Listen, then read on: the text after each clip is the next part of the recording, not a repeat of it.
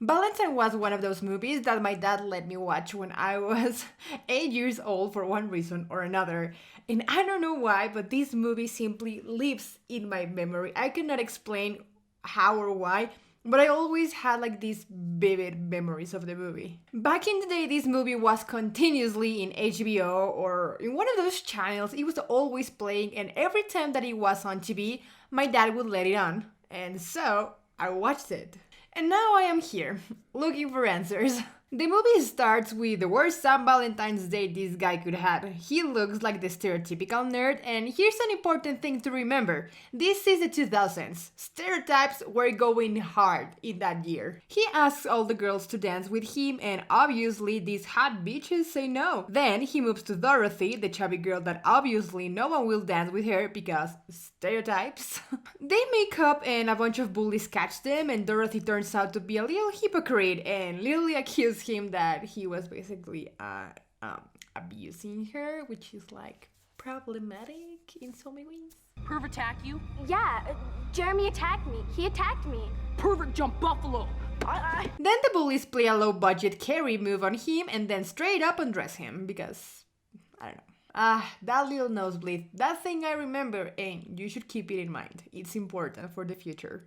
The mask of terror. Why would you have a mask like that in St. Valentine's Day? So weird. I think that it would be impossible for like a mob of preteens just attacking each other in a school dance because the teachers would be on their asses, second one.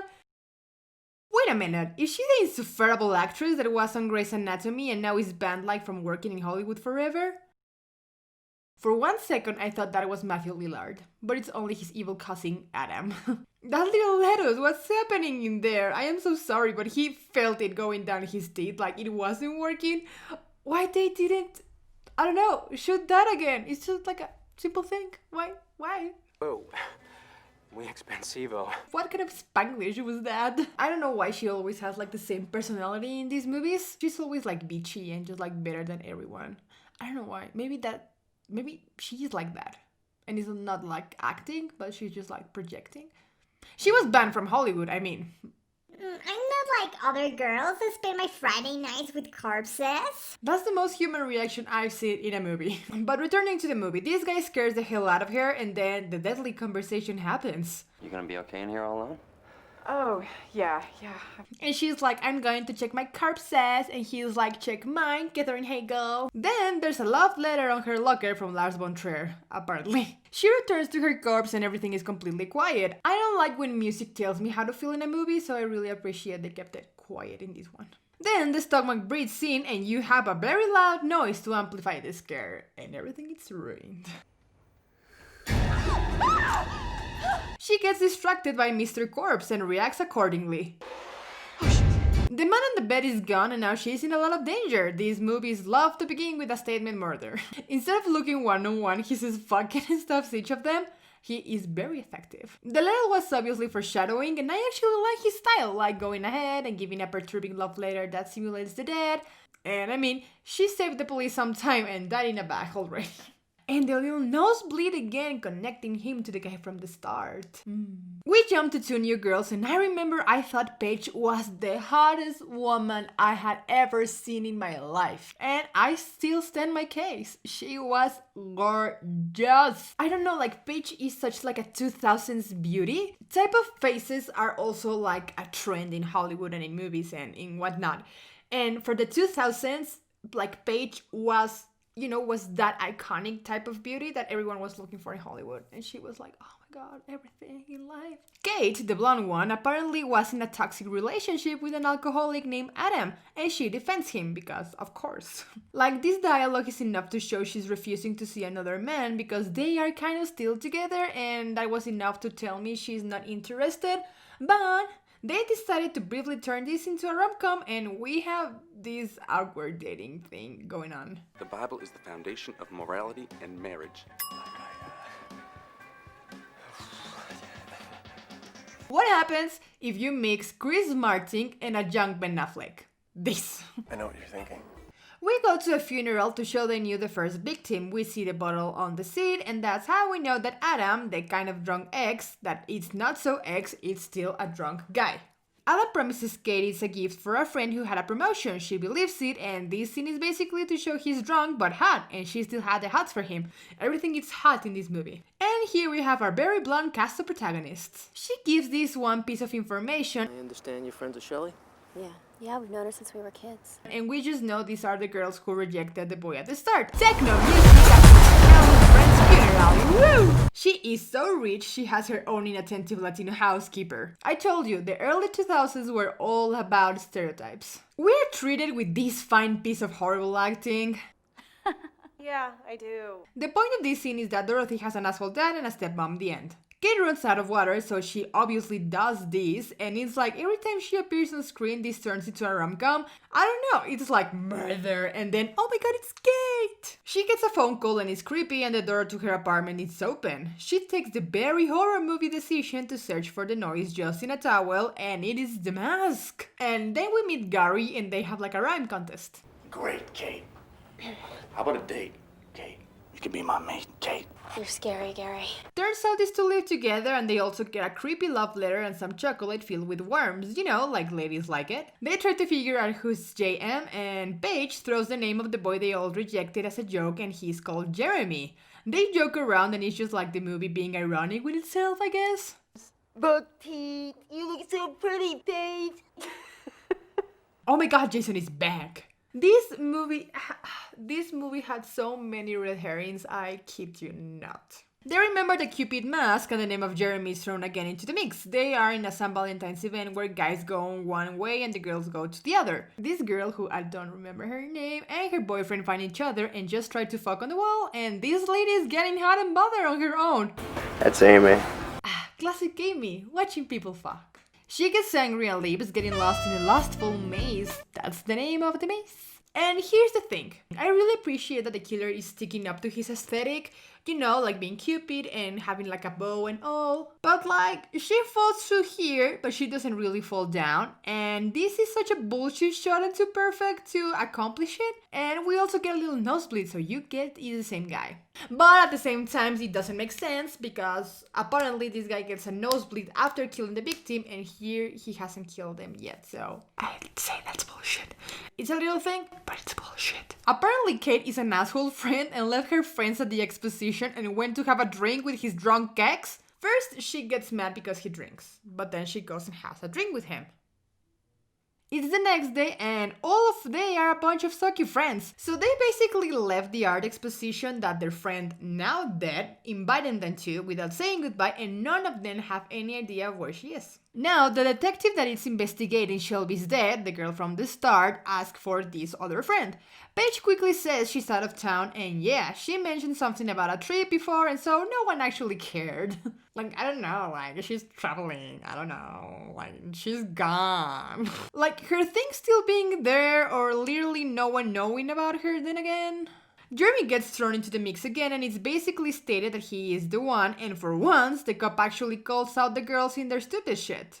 You both received threatening notes signed JM, and after I tell you I'm looking for Jason Marquette, you don't think to mention it? I thought it was a joke. Oh, I love how she said chocolates. Card in our chocolates. Repeated page. Chocolates. I'm so sorry, but she looks so much like Anna Faris, it made me feel like I was watching Scary Movie 3. Basically Dorothy comes clean about being a little shit who sent a boy to reform school for nothing. The detective has more information about Jeremy, and it turns out the poor bastard not only got sent to reform school for nothing, but his parents died in a fire and he was on a mental hospital. The detective sexually harasses Paige at the office because she's hot. I don't know, like, I get Paige is the hot friend, but I think this scene was very unnecessary, like, I don't know, this scene, I don't know, you know, like, you do not need to have a policeman harassing her to make me understand she's hot, like, just look at her, I get she's hot, look at her clothes, I get she's hot. Quickly, Kate told her boyfriend her panties were missing, and here we have Gary, the demonic spawn of Dr. Seuss, who turns out to be the one who was taking them, and he gets killed. Oh, those glasses. I got you something too. My pussy! So basically Jeremy changed his name and they can find him now, and this movie wastes so much time in constructing red herrings. Like, they really try to get you guessing who could it be, but I mean, the creepy guy appears 2 times and Campbell doesn't really do anything weird. He meets Dorothy a month ago and that makes him suspicious, I guess. So here is where my real problem with this movie lays. This movie spends so much time constructing red herrings for you to try to be like, oh my god, who could be the killer? The problem is that none of them are really convincing. For a plot twist to be really effective, it needs to be someone that you really doubted, right? But the thing is that all these red herrings that are supposed to confuse you really have almost none, like no scream time. Like, they are there like conveniently, it's just like, oh my god, Jason is in the crowd, and you see Jason and you remember that there's like weird like Chris Affleck guy, and so the only guy that's actually a lot in the picture is Adam, Kate's boyfriend. Let's take Scream for an example, okay? So Bobby was a part of the group just like anybody else, so really we could have picked everyone, because first we didn't know if the killer was a girl or a boy. And in here we know it is a boy. Like, first, like, they just like, really closed that door themselves. Like, they made sure like it was a man. And also I think that Scream, another plot twist was that they were 2 killers, right? And that was amazing because that actually made the whole thing like, it couldn't be me because I was here thing work. Like, here it doesn't, I don't know, it doesn't work. I think that it worked because there wasn't any apparent red herrings. They were like, there's a killer and we don't know who it is. It's focused on the characters trying to figure it out, not wasting so much time constructing all these fake red herrings. In Scream, we got misled together with the characters. Here we are not like misled, like we know who it is and we just are waiting for the girls to find out or something. I don't know, here the girls are just like, no, my boyfriend is a good boy, and they continue with their lives. Like, even Dorothy is like, I'm next, goes home and fucks her boyfriend. My dude here is not a killer, he just wants the money. Why he would kill her? Like, I don't get it. Again, a red herring that doesn't work. Literally, Campbell has no actual like reasons to kill her. Like, he wants her money. Why would he kill her? Why? It's not effective. It's not a good red herring. Anyways, Campbell gets killed. Why? I don't know, but he's instantly dead. Chris Affleck returns and he promises Paige a surprise, and it's his dick. Paige is not having it and leaves. Oh right, she exists. She's like Campbell's ex-girlfriend who he stole from her, and she has like a cool dad, I guess. I don't know, like she's there just to add to the body count, I guess, because there's nothing out of the whole Campbell situation. And I really don't complain because these movies were made just for pure entertainment. They finally learned that Lily never made it to LA, and that's that. They never make anything out of it. It's just like mentioned, like she never made it. Oh, okay. And they continue with their life. The detective called them and he's like, the killer is still out there, I'm on my way. And they're like, oh, that's unfortunate, and continue their way. I would have a knife with me all the time if that was me. This is the problem with the movie. Like, the characters are so unaffected by the fact that they're being chased by a killer. They're like, okay, well, my life is in danger. Of course Paige is in a bikini at the bathtub just chilling on her own.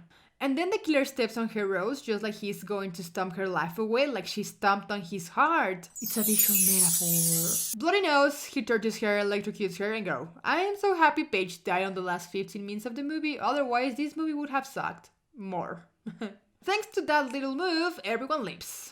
Dorothy blames Adam for being the killer, and honestly, she's such like a dislikable character. Like, she first accuses Adam to be the killer, and when Kate is like, White Campbell can be the killer, Dorothy gets offended when she insulted her boyfriend first, and she's just that kind of person. I just can't wait for her to get killed.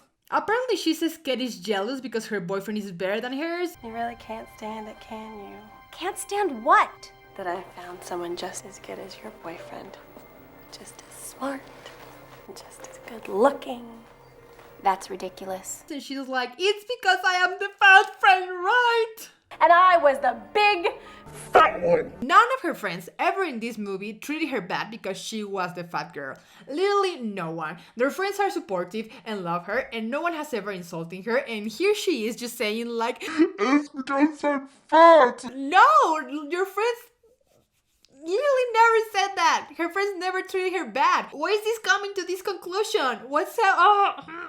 Like, I don't know, like, these are her insecurities, and I get it. Like, I mean, if Paige was my friend, I would be insecure too. But no one really treated her like that for her to just, like, burst like that into Kate. I don't know. I hate her. Her character is basically garbage. She's garbage. I can't believe she's like a main character. I hate her so much. I get you have an untreated issue with your self-image, but literally no one has treated her bad.